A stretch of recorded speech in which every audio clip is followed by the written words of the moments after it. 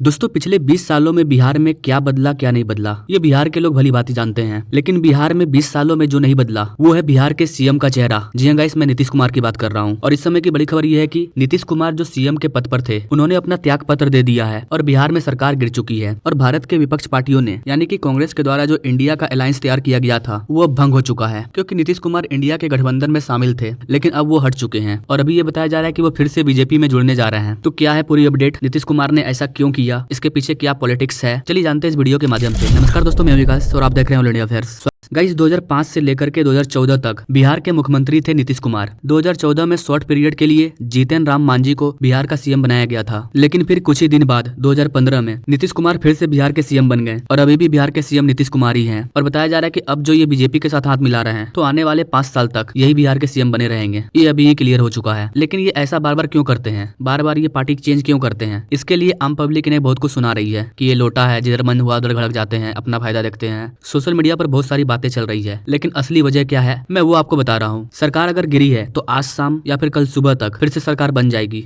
और नीतीश कुमार इस बार को मिला करके वो 9वीं बार फिर से मुख्यमंत्री का शपथ ग्रहण करेंगे। जी हाँ गाइस, 9वीं बार। और यही कारण है कि आम पब्लिक इन्हें पलटू राम भी बोल रही है, अलग अलग तरह से मजाक भी बनाया जा रहा है। लेकिन अभी प्रेजेंट की सिचुएशन ये है कि अपने सीएम पद से इस्तीफा देने के बाद अभी वो केयर टेकर चीफ मिनिस्टर बन चुके हैं बिहार के। हो सकता है कि आज या कल तक वो फिर से सीएम का शपथ ग्रहण कर लेंगे। नाउ इस तस्वीर में आप देख सकते हैं नीतीश कुमार यहाँ पर रिजाइन कर रहे हैं सीएम पद से। नीतीश कुमार कभी आरजेडी और कांग्रेस के साथ मिलकर के सरकार बना लेते हैं तो कभी बीजेपी के साथ मिलकर के। इस्तीफा देने से पहले नीतीश कुमार ने अपने जितने भी एमएलए हैं उनके जनता दल के उनसे उन्होंने मुलाकात की और एक डिसीजन लिया। उसके बाद इन्होंने इस्तीफा दे दिया। और ऐसा नहीं है कि नीतीश कुमार अचानक से हट गए, नीतीश कुमार को बीजेपी का भी सपोर्ट है। इसको मैं खुल करके बताता हूँ एक्चुअली में हो क्या रहा है ना। इस समय प्रेजेंट में बिहार में गवर्नमेंट में जो लोग हैं उसमें बीजेपी है, जेडीयू है और जीतन राम मांझी की जो पार्टी है वो है। देखिएगा बीजेपी है तो अकेले ही काफी सब पर, लेकिन यहाँ पर हुआ क्या था, आरजेडी के पास 45 सीट था और बाकी कुछ कुछ सीट था वहाँ की जो लोकल पार्टी है, कांग्रेस है और भी बहुत सारी पार्टी है, आम आदमी पार्टी है, इन सब ने मिलकर के आरजेडी के साथ मिलकर के अपना सरकार बनाया था और नीतीश कुमार बिहार के मुख्यमंत्री बने थे। लेकिन अगर आप बीजेपी का सीट देखिए तो बीजेपी के पास अकेले 78 सीट है और नीतीश कुमार ये बात जानते हैं कि हो सकता है कि इस बार बीजेपी ही जीते और बीजेपी अपनी सरकार बना ले। उनको भी पता है कि बिहार में इस बार वो अकेले नहीं जीत पाएंगे, अगर वो कांग्रेस के साथ रहे तो हार जाएंगे, इसलिए वो बीजेपी में मिल चुके हैं। क्योंकि आप खुद देखिए ना, बीजेपी के पास 78 सीट है और नीतीश कुमार की जो पार्टी है उनके पास 45 सीट है, इसलिए ये दोनों मिल करके इन्होंने अपनी सरकार बना ली है। अब रही बात की बीजेपी क्यों सपोर्ट कर रही है, क्योंकि बीजेपी तो अकेले जीत सकती थी इस बार। देखिएगा इसका मेन रीजन ये है कि विपक्ष पार्टी के द्वारा जो इंडिया अलायंस का गठन किया गया था उसको तोड़ना वो जरूरी था। और जब नीतीश कुमार इंडिया के गठबंधन से बाहर हो गए और जाके बीजेपी के साथ मिल गए तो वो जो इंडिया अलायंस था वो टूट चुका है, अब उसका कोई मतलब नहीं है। और ऐसा करके बीजेपी को एक बड़ी जीत मिली है। अभी जो इलेक्शन होने वाला है 2024 में पीएम मोदी वाला सेंट्रल इलेक्शन, उसमें फिर से बीजेपी आ रही है, ये कंफर्म हो चुका है। सरकार कैसे बनता है इसके बारे में आपको पता होगा कि जितनी भी वहाँ की पार्टी है वो आपस में मिलकर के सरकार बना सकते हैं और जिसके पास सबसे ज्यादा सीट होगा उसकी सरकार बनेगी। तो बिहार में टोटल 243 सीट है, 243 का आधा होता है 122 और बीजेपी के पास अभी 127 सीट हो चुका है, इसलिए सत्ता में बीजेपी की सरकार आ चुकी है। अब सवाल आता है कि नीतीश कुमार ने ऐसा क्यों किया। तो गाइस इसका मेन रीजन ये है कि नीतीश कुमार का कांग्रेस के साथ रिलेशनशिप खराब हो गया था। उन्होंने आपस में गठबंधन तो कर लिया लेकिन राजा का ताज कौन पहनेगा इस चीज के लिए वो आपस में मार कर रहे थे और इसी मार की वजह से उनका जो गठबंधन है वो भंग हो गया। जितने भी अपोजिशन पार्टी है उन लोगों ने गठबंधन किया था कि जितने भी विपक्ष के दल है वो सब आपस में मिल जाते हैं और बीजेपी का सामना करते हैं। और इस पूरे टीम को लीड कर रहे थे नीतीश कुमार और कहा जाता है कि इसकी शुरुआत नीतीश कुमार ने ही की थी और इसका पहला जो मीटिंग है वो पटना में ही हुआ था और माना जा रहा था कि इस गठबंधन के इस टीम के जो लीडर होंगे वो नीतीश कुमार होंगे। और बताया जा रहा है कि 13 तारीख को इनकी एक मीटिंग हुई थी जिसमें सभी विपक्ष मेंबर ने ये कहा कि नीतीश कुमार को लीडर बना देना चाहिए। नीतीश कुमार को मेन लीडर बनाने का बात आया, लेकिन इस मीटिंग में ममता बनर्जी शामिल नहीं थी और यहाँ पर जो डिसीजन लिया गया उसमें राहुल गांधी ने अड़चन लगा दिया कि अभी हमें ऐसा नहीं करना चाहिए क्योंकि ममता बनर्जी शामिल नहीं है। तो इसी चीज की वजह से नीतीश कुमार को गुस्सा आ गया और राहुल गांधी के साथ उनकी बात बिगड़ गई। इसके वजह से नीतीश कुमार के जितने भी सपोर्टर हैं उन सबको बहुत बुरा लगा और उन्होंने डिसीजन लिया कि हमने जो ये अलायंस तैयार किया है इसे हम छोड़ देंगे। देखिएगा सिंपल यहाँ पर ये है कि नीतीश कुमार भी जानते हैं बिहार में बीजेपी आने वाला था, इसलिए वो वहाँ से हट गए। तो कहने का मतलब ये है कि बिहार में बीजेपी को फुल सपोर्ट है और इस बार ये काफी चांसेस था कि बिहार में बीजेपी की सरकार बनती और यही कारण है कि नीतीश कुमार बीजेपी से मिल चुके हैं। इसके अलावा लालू यादव की फैमिली के साथ, लालू यादव की जो बेटी है उनके साथ नीतीश कुमार का रिलेशनशिप काफी खराब हो चुका था। लालू यादव की जो बेटी है रोहिणी आचार्य, उन्होंने कुछ ट्वीट भी किया था जिसका नीतीश कुमार कुमार को बुरा लगा था। तो कई रीजन है, मेन रीजन जो है मैंने वो आपको बताया कि नीतीश कुमार जानते हैं कि मोदी का भी लहर है और वो अगर फिर से सीएम बनना चाहते हैं तो उन्हें मोदी का साथ चाहिए, इसलिए वो बीजेपी में जाकर के मिल गए। गाइस पॉलिटिक्स में कुछ भी हो सकता है, कब कौन सा लोटा किधर घड़क जाए कहना मुश्किल है। नीतीश कुमार जो बीजेपी को खुद हराना चाहते थे वही अब बीजेपी के साथ जाके हाथ मिला रहे हैं। गजब कहानी है इनकी, मानना पड़ेगा। राहुल गांधी की तो फटी पड़ी है, क्योंकि नीतीश कुमार के अलावा और भी अपोजिशन के जो पार्टी है वो भी राहुल गांधी के साथ यानी कि कांग्रेस के साथ नहीं आना चाहते हैं। जैसे कि ममता बनर्जी, वो पहले से ही कांग्रेस के साथ नहीं आना चाहती थी। ममता बनर्जी ने क्लियर कहा है हम एकला चलो को फॉलो करेंगे और हम अकेले चलेंगे, और वो कांग्रेस के साथ अपना सीट शेयर नहीं करना चाहती है। गाइस बिहार के बारे में मैं बस इतना कहना चाहूंगा कि बिहार में जब तक मोदी नहीं आएंगे अकेले दम पर, तब तक बिहार यूपी के जैसा ग्रो नहीं करने वाला है। बिहार में मोदी या योगी जैसा सरकार चाहिए, फिर देखिए बिहार का डेवलप। बिहार के जो व्यक्ति हैं वो मेहनती होते हैं, अगर उनको सही डायरेक्शन मिले ना तो बिहार बहुत आगे बढ़ सकता है। बड़े बड़े इंडस्ट्री को स्टेब्लिश किया जा सकता है बिहार में, और वहाँ के लोगों को रोजगार के लिए भटकना नहीं पड़ेगा अलग अलग राज्यों में। तो ये डिपेंड करता है बिहार की जनता पर, वो किसी सरकार में लाना चाहती है। तो मेन जो जानकारी था कि नीतीश कुमार ने इस्तीफा दे दिया है और वो अब बीजेपी के साथ जाकर के मिल चुके हैं, और उनकी सरकार आज शाम तक या सुबह तक बन जाएगी। अगर इससे रिलेटेड कोई बिग अपडेट आता है तो उस पर मैं अलग वीडियो ला दूंगा। Now thank you for watching, मिलते हैं अगले वीडियो में एक नई जानकारी के साथ, तब तक के लिए जय हिंद।